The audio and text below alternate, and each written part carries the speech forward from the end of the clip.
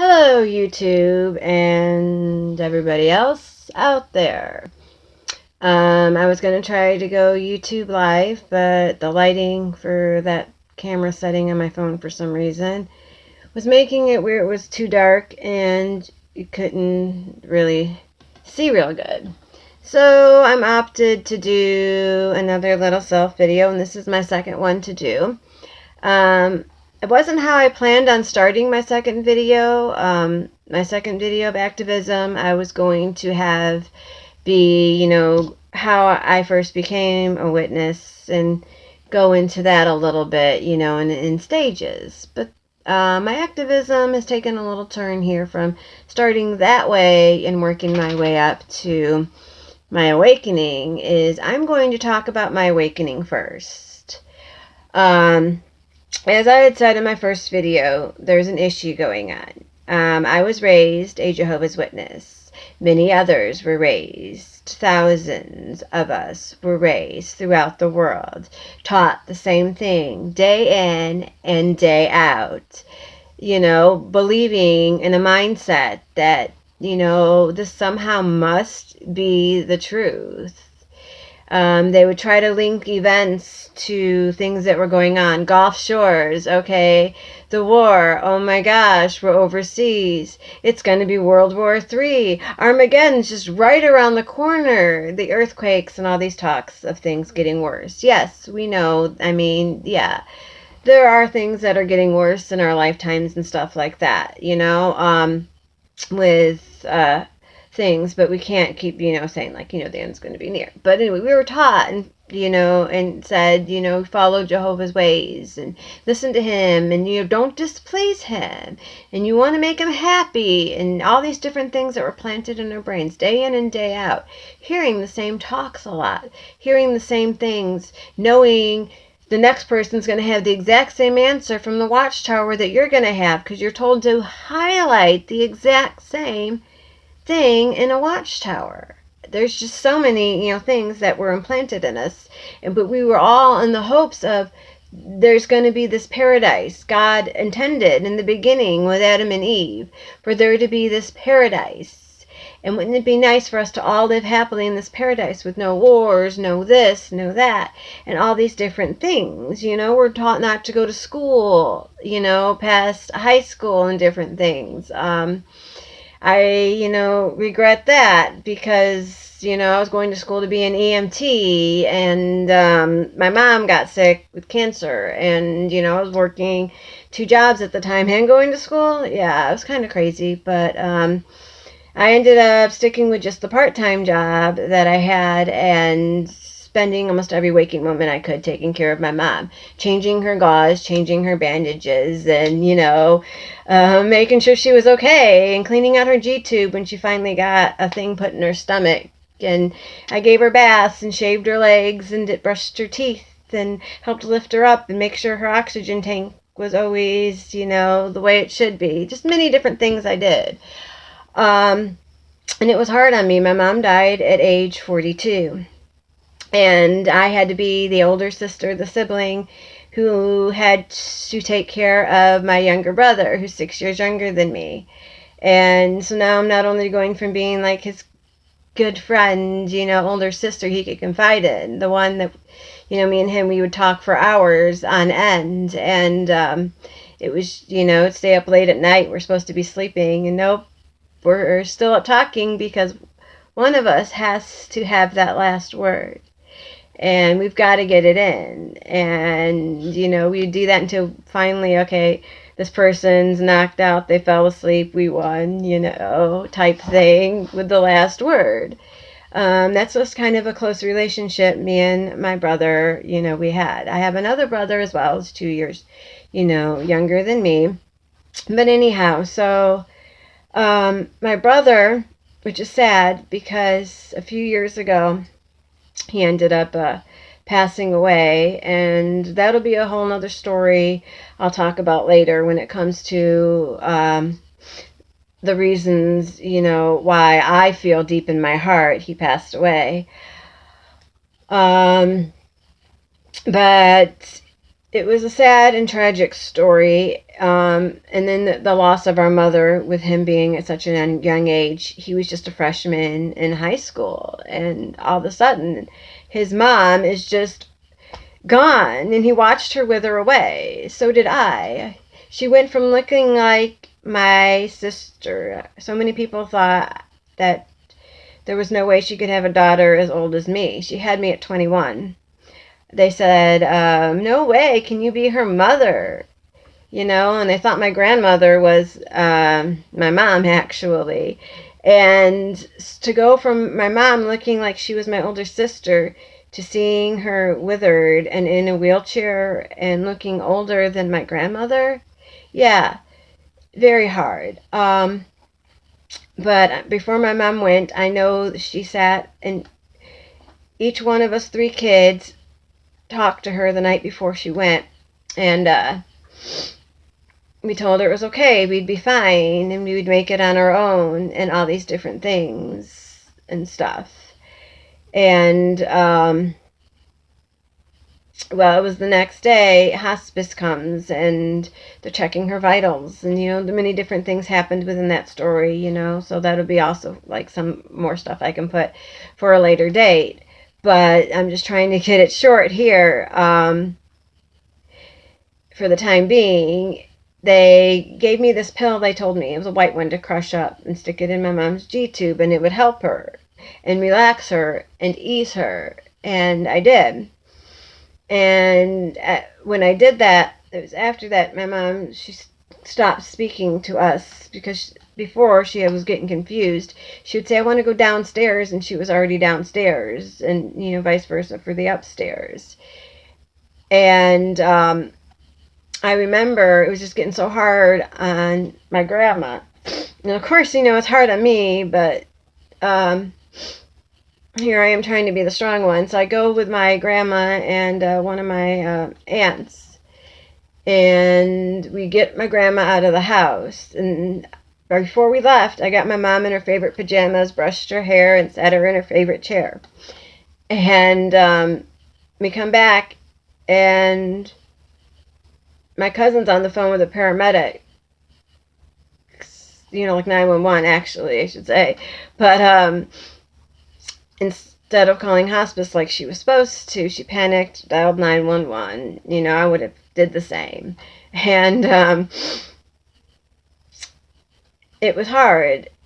And my mom ended up getting taken, you know, away, and they had to do what they had to do to try to, you know, save her, you know, and bring her back. But before they took her away, I remember my mom's mother, she did something that was, you know, hard. She took cayenne pepper and she was throwing it, like in a spoon, like down my mom's throat, trying to wake her back up. And I'm pulling my grandma off, like, no, grandma, no, just let her go, you know.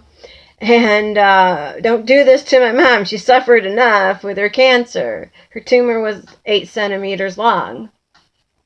And I was 21 when my mom died. 21 when she had me, and I was 21 when she died. It's just, I don't know how life works in the way it does. But anyhow, my mom ends up going to the hospital, and she gets put on the life support. And I remember this male nurse, I just wanted to punch him, but I didn't, because he looked at me and he said, you think she's going to make it? And I knew she wasn't going to make it, that they just had to take her off that damn life support.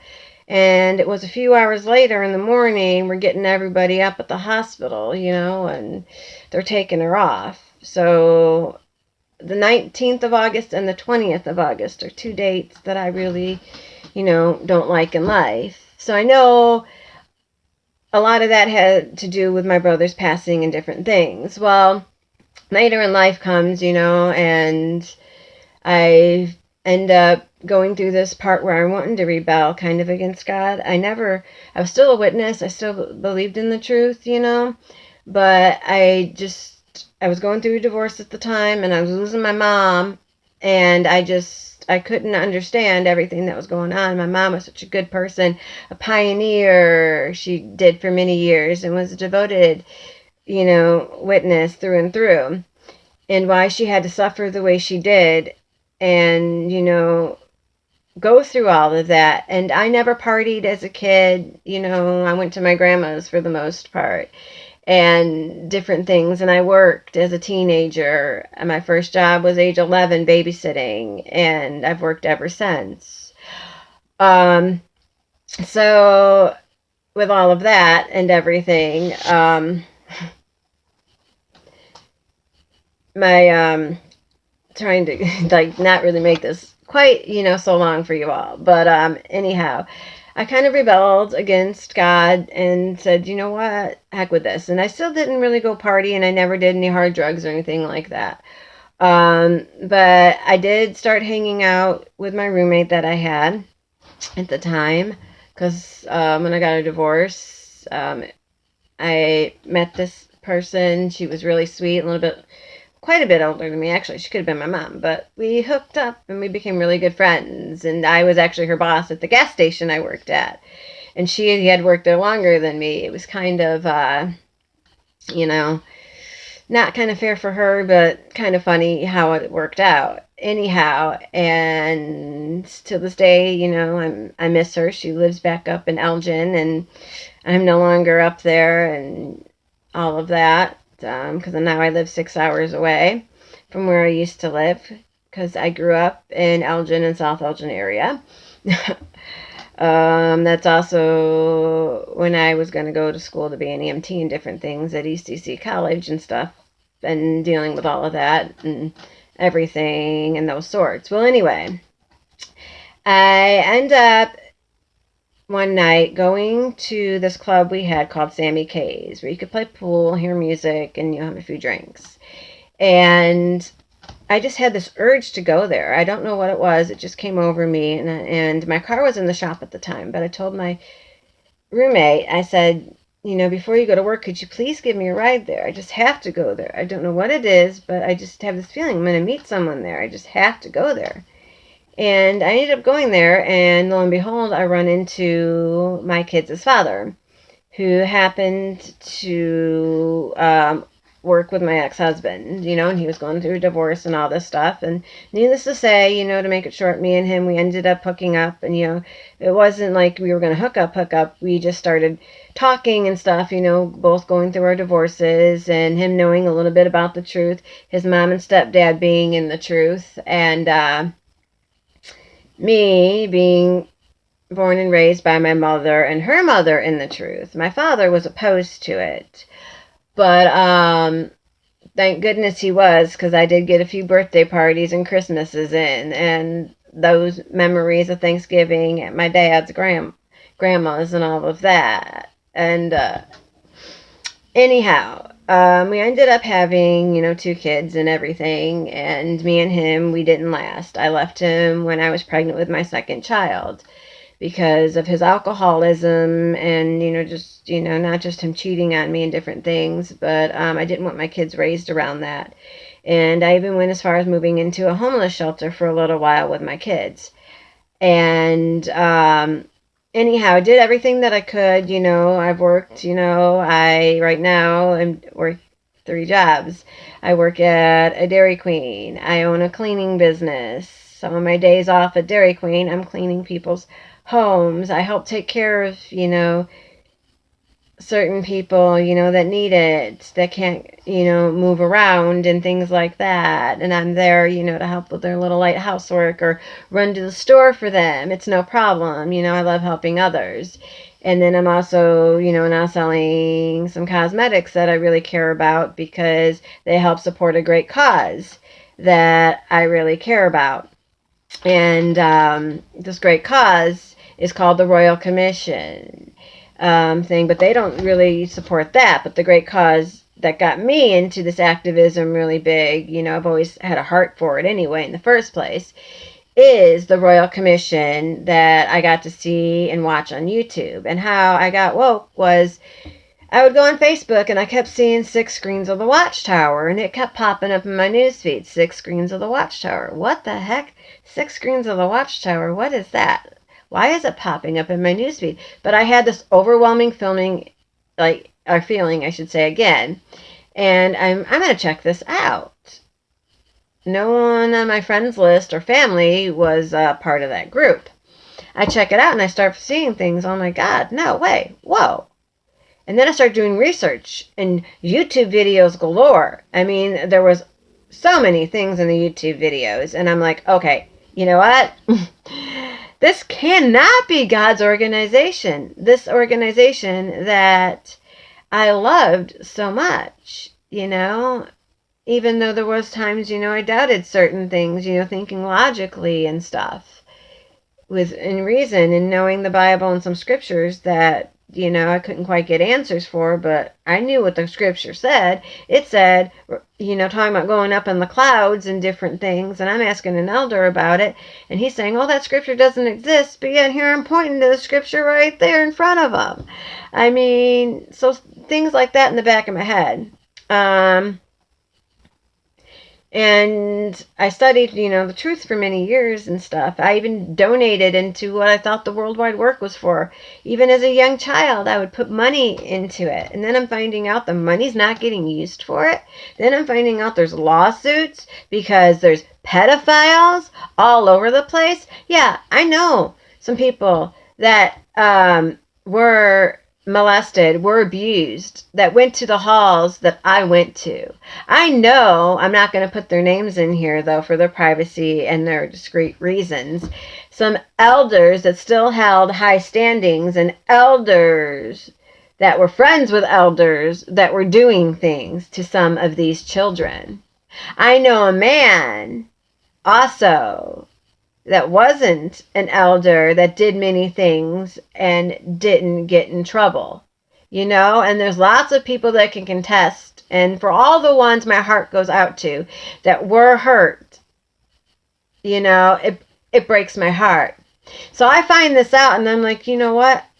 I gotta pray because this is unbelievable. I'm losing my faith. My faith is gone. I've lost it. It's out the door. And so at this point, there's times I was bawling and crying and I'm watching. I'm right there on the computer and I'm like, okay, screen, Royal Commission. I'm watching it live. Okay, And I'm like, oh my God.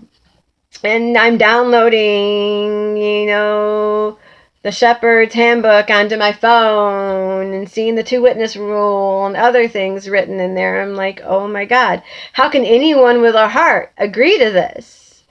And so I'm sitting there, and this is coming from me who feels bad because even when my kids were little, I got pictures of my son Austin, vacuuming the Kingdom Hall, and them dressed up in their nice little suits because I went to Burlington Coat Factory and places, and made sure that they, looked spiffy and things. But even then, I would always think in my head too, if the end is going to come and it's going to be near, are them high heels and that dress and all that stuff gonna help you survive? No, it's not. I would rather have a nice good pair of boots or, good pair of running sneakers on my feet if I'm gonna try to survive, if something's gonna be catastrophic, Anyway, I'm just thinking, you got to start thinking, outside the box. And I've always thought outside the box. Anyway, so I know I'm getting a little off track there, but anyhow, I go and I'm in my kitchen, and so I start praying. And I don't pray to Jehovah. I pray, Dear Heavenly Father. And that took a whole new meaning to me. And when you think about it, because I was always taught this quick here, like little analogy. You want to use God's name because, it's respectful and all of this. Because if you have a teacher, do you want to say, hey, teacher, or you have an auto mechanic, do you want to say, hey, auto mechanic? No, you want to call them by their name, Miss Smith, or whatever. But then, I thought, hey, that does kind of make sense. But then after I'm starting to wake up and realize, no, this isn't God's organization. You know what? That really doesn't make sense. Because there's a difference between your teacher and your auto mechanic and your parent. Now, I would not dare call my father by his first name. And to have a close relationship with God, do we want to go by a first name basis? No. Even, a couple, they get together. Do they call each other usually by their names? No, they come up with some quirky nick, name or whatever they're gonna, call each other. And, so when you actually use that name and you're praying that way, it's actually disrespectful. It's like calling your parent by their first name. So Heavenly Father, is more respectful, I feel, now, anyway. And so in my prayer, I'm like, what, God, my faith is about ready to be gone. I'm going to lose my faith, and I don't want to lose my faith in you, but my faith is gone, and this can't be your religion, so I need to know, God. Please tell me. I need to know. Which way did you die? Jesus, which way did you die? Did you die in a torture stake, or did you die in a cross? Please, show me a sign in the clouds. I have to know. Show me a cross in the clouds. Because I need to know which way to lead my kids in the right direction. Because I want to serve you, and I want to do good for you, and I want to believe in you. But my faith is gone. I'm losing my faith, and I'm about ready to say it's gone for ever, and I don't want that. And anyhow, after, done with the prayer, and wiping all the tears, off my shirt. It's pretty drenched. And I ended up going to bed because I had, to get up for work. And I had the most beautiful dream. It's weird because the time in the dream, it like wrapped around, like there was no end to time. It was just around. There's no counting minutes or seconds or hours. It was just around. But the dream seemed to me like it lasted 10 minutes from when I woke up to, to my alarm clock. But in the dream, all of a sudden, I'm looking. And I see and I notice I'm in this green field. And the grass is completely plush and it's a dark green. No weeds, no nothing. And I look and I notice there's black on the sides, like straight black, but then there's clouds, and it's real pretty. There's lots of purple, there's pink, but mostly purple, and there's clouds, and then there's light. And I look and I see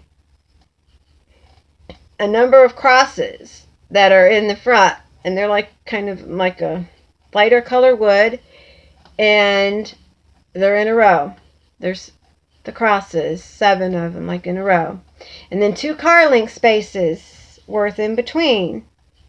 There's more crosses, but they're closer together, and they're going all the way back, and all of a sudden I see this light, and it shines on them to make them more of a golden color. And I look, and next thing you know, I'm carrying an even bigger cross, but it's like a grayish blue color kind of wood. And it's a lot bigger, but I'm dragging it, and I'm, like this, and across the ground, and I look over. And I kid you not, that movie, Heaven is for Real, watch it. I seen in the picture of how this little girl at the beginning starts drawing Jesus, and she starts drawing his eyes like the globe. That's what I seen. I look up and I see Jesus, and he's standing there. And his eyes, I see the globe in his eyes. I see blue and green, but I see the actual globe, and yes, round, not flat like the flat earth people think. And he goes and he says, give me. And he takes the cross from me. And I'll kid you not, his hair and everything, same length, the face, everything looks the exact same. And he takes it, and there's a little hill that's in the ground. And he plants it in the ground. And he looks at me and says, I'm going to build one of these. And then when I looked at him and I seen his eyes, again, deeper, and I got the whole meaning and feeling of how he died on the cross and why he did it and all these other different things and everything and just so many different, aspects and stuff. And so he looks at me after he says, I'm going to build that. And I get all this emotion and all this feeling looking into his eyes, And he says, I am coming. And I just said, whoa. I woke up that day and the whole world changed. It was like, oh my God, I felt like I was born again. It was just, I mean, I'm not here to preach and say, okay, yeah, Jesus is real for all you atheists. You know, everyone has a right to feel the way they feel, you know. But I just know that's what really woke me up. And I'm like, oh my God. All this time I was taught not to wear a cross. The cross was bad, you know. And now I wear a cross across me every day. And it just reminds me of him and his grace. And I started seeing the world differently and people differently. And I'm like, wow, I literally felt like I just popped out of this bubble and it's a whole new world. And yeah, and I'm not wanting to make this like super long because I know I'm already at 25 minutes, you know. But all of that woke me up, and I'm like, something's got to be done. I'm going to be an activist, and I'm going to speak up for all these people. And so I started speaking up and warning people, you know, there's an evil going on in the Watchtower organization. We got to save the children from the pedophiles. They also, you know, the deaths of children from not getting blood transfusions and all of that. And so I started posting stuff on Facebook and things. And then I started having family that started backlashing and stuff. And one post that I put up got over 150 comments. A lot of it hate from certain family. I've had family, the part that I'm going to get to, which got me to wanting to do this video in the first place, is they started shunning. I had my Aunt Pam. She shunned me. I had an uncle who shunned me. And then she finally friended me back. And then all of a sudden, recently I had some more family members shun me. And then, you know, I'm like, wow, even a family member that's on my dad's side that's not even affiliated with the Witnesses shunned me. And I don't post constantly stuff, but I do post enough stuff. I know I've been told not to voice my opinion, that it doesn't matter, but I will voice my opinion. Like that sign I have back on my bed. I know you really can't see it, but it says, you know, Royal Commission, save lives, you know. Yeah, look it up. So I will not be silent. And if I have to lose a lot of family members that don't want to hear me speak up about this, then so be it. Go ahead. Because if that was your child, would you want your child having to endure and go through the chances of being molested by a predator that is sitting next to them? There's so many things that are wrong with this. It's sickening. And so tonight it really hit me hard, you know, because a few nights ago I realized, okay, another one of my cousins unfriended me, you know, and she's my cousin who's 6 months younger than me. And I'm like, oh, well, you know, I'll just deal with it and a few others. And then my cousin who unfriended me, who's a Christian on my dad's side, I'm like, wow, you know, I got so upset and hurt. I wanted to write her, but then I thought, no, I'm not going to. But I prayed for her when her baby was, you know, sick and not doing good. I've always prayed that she would have a good life, you know, for her and her kids, and was always happy for her and commented, you know, good on her posts. Because I don't like to hate people and do things. I just want to cheer people up, you know, put people in a good mood. And so that really hurt me. But then tonight I find one of my cousins whose dad had already unfriended me a while back. She decided to unfriend me, and she's due to have a baby soon. And her mom, I should say, puts up a post, an ultrasound, says it's going to be a boy. And I put a comment on there, happy for, you know, all you guys with a swirled 2 hearts. And I get a notification that someone had commented on that post, so I go to check it out, you know. And it happens to be a family friend of ours whose kids are related, you know, in our family and grandkids and stuff. But anyhow, who unfriended me too over all these issues, you know, of me speaking up on the behalf of all these children and people that, you know, want to wake up and help save lives. Anyhow, she put a comment on there and someone else. And I noticed that my comment wasn't liked, but their comments were liked. And I go and I check, and I see that my cousin's mom liked it, and my cousin liked it, but I realized my cousin's not my friend.